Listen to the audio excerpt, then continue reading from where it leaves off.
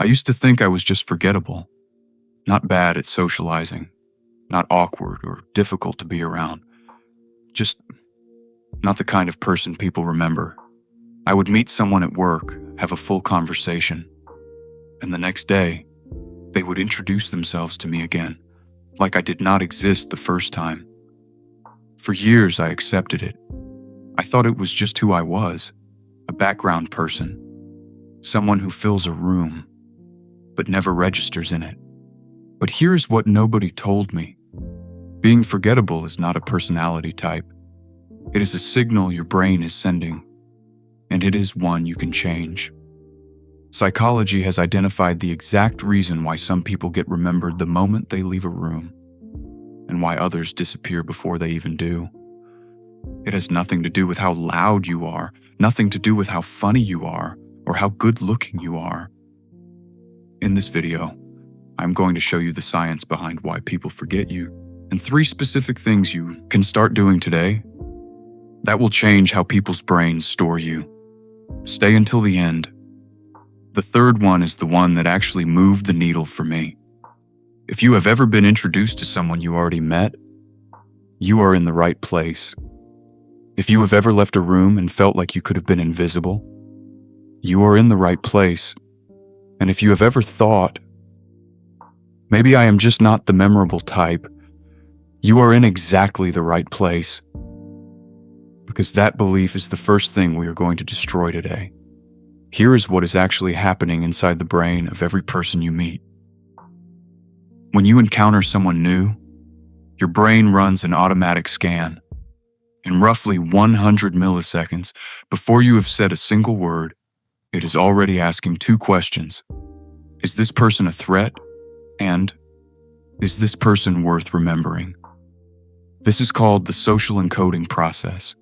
Your hippocampus, the brain's memory center, decides in that first interaction how much storage space to give you. If you trigger what researchers call a novelty signal, something unexpected, emotionally resonant, or distinctly different, the brain tags you as high priority. You get stored. If you do not trigger that signal, the brain files you under background. You are still there, but you are not retrievable. You are noise, not signal.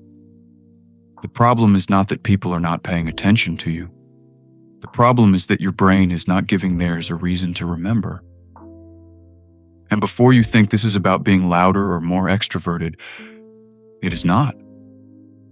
Studies from the University of Waterloo show that emotional salience, not volume, is what determines memory encoding. What that means in plain terms, people do not remember who talked the most. They remember who made them feel something. Here's the part that took me the longest to realize. Being forgettable is not just uncomfortable. It has a real, measurable cost. Studies in organizational psychology show that people who are consistently remembered, even by strangers, receive 34% more opportunities in professional settings. Not because they are smarter, not because they are better at their jobs, because they are salient. They exist in people's minds when decisions are being made. When a promotion comes up, when someone needs to recommend a person, when an invitation goes out, the forgettable person does not get considered, not because they were rejected, because they were never retrieved. You cannot lose a competition you were never entered into. And socially, the cost is even higher. Because when you go unremembered long enough, you start to internalize it.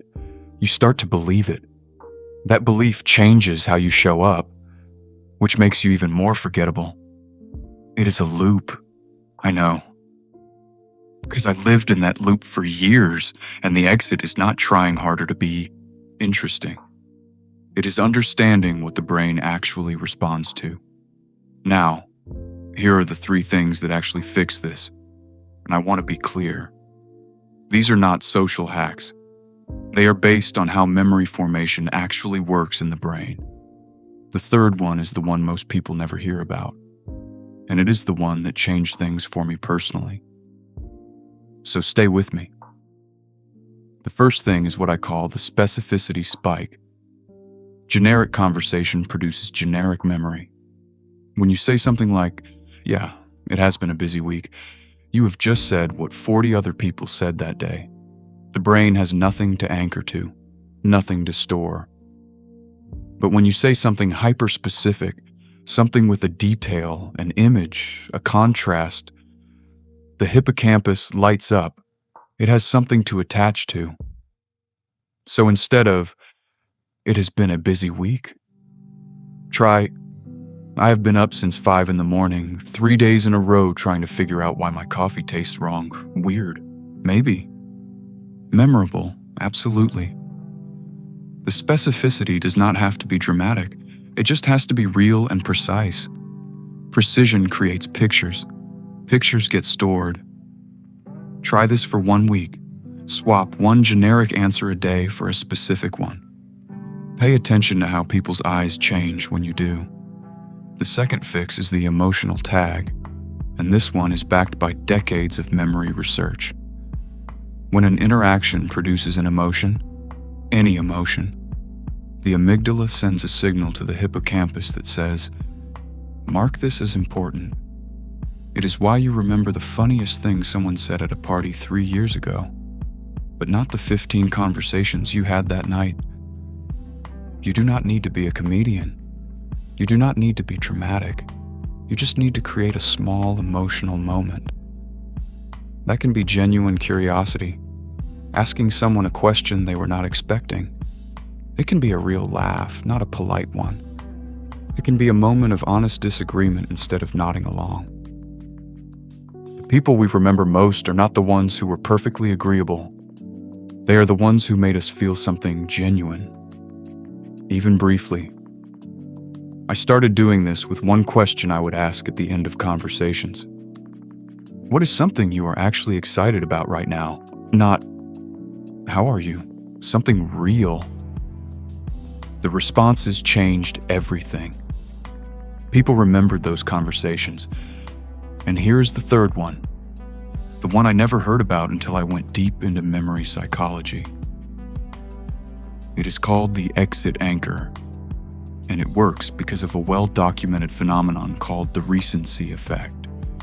The brain disproportionately remembers the last moment of an interaction. Most people end conversations with, "Yeah, anyway, nice to meet you." That is nothing. The brain has no anchor. You evaporate. But if you end with something specific, something forward-looking, something that creates a tiny open loop in their mind, you do not just get remembered. You become someone they look forward to seeing again.